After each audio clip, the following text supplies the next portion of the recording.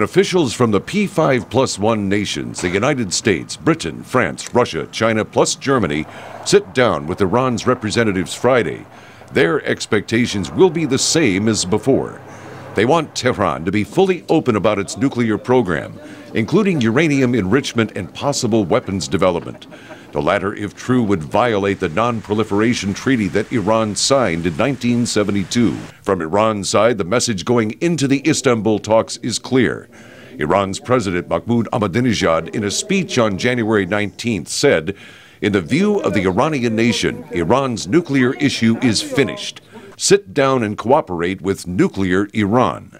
The wide gap between the two sides is dampening optimism that the Istanbul talks will make substantial progress in resolving Iran's nuclear stance. One analyst with that view is Plowshares Fund President Joseph Cirincione. I think the outlook for the talks is still pessimistic.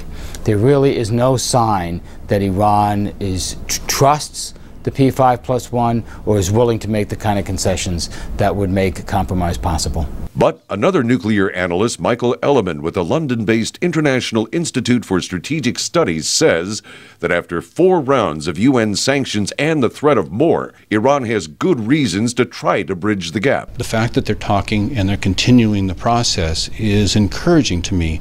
The question will be how much progress is enough to forestall other measures that people will inevitably start calling for. But I think this is a good step. Need to keep our expectations low and hope for the best. Iran has in recent times engaged in talks and then agreed to talk more in the future. At the Middle East Institute, analyst Alex Vatanka says that at the end of the Istanbul discussions, Iran needs to keep that process up or face the consequences if it doesn't.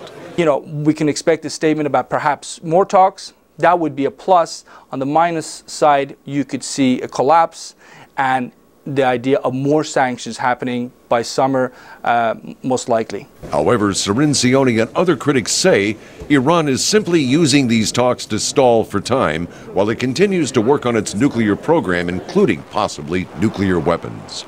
Jeffrey Young, VOA News.